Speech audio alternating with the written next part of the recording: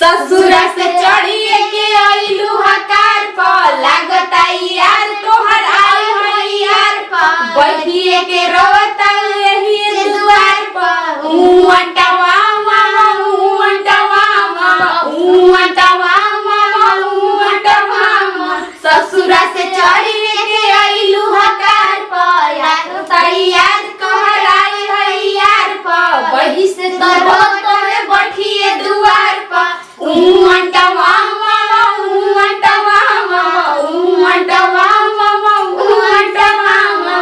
अरे इका गावत अड़ू ए भौजी तनी हौ गाव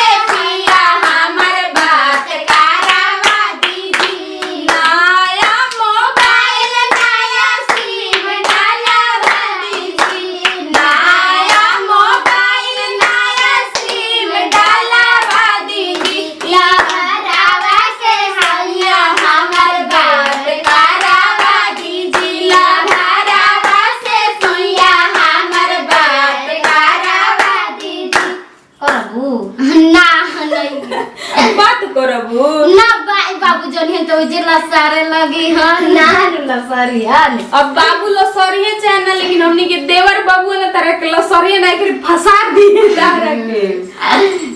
जवन कइलू करम नहीं घर में कइलू, अब ससुर में आ गेलू न तब तनी नाच रे पतर की नागिन जैसा हारमोनिया बजावताली बिन जैसा, हारमोनिया बजावता म पहिले दूरबीन जैसा हारमोनिया बजावताली तनी नाच रे पतर की नागिन जैसा तनी नाच रे संवर की नागिन तनी डूब के निकल डॉल्फिन जैसा, तनी नाच रे पतर की नागिन जैसा।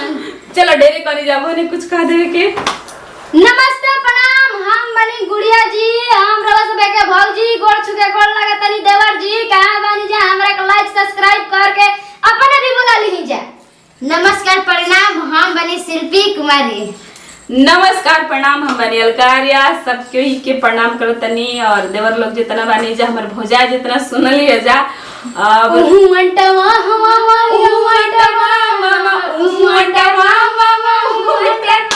देखते बनी जा कि हमने की एकर मतलब समझ में नहीं क्या होता, लेकिन ये चीज इतना पॉपुलर हो गई बाटे कि लोग देखबे कि नहीं जा। चलिए एक साथ दी विदाई, अगला वीडियो में फिर से मिलल जाए। यदि वीडियो अच्छा लागल तो दिल से लाइक करी, कमेंट करी और ज्यादा से ज्यादा शेयर करी। चैनल पे नया बनी तो चैनल से सब्सक्राइब करी, और हमने से कोनो त्रुटि भइल हो की त माफ करब जा। एंजॉय थोड़ा करत रहनी जा हंसे हंसावे खातिर, और लाइफ में का रखल बा बाकी लोग देखत रही जा हमार भौजी। उमंटवा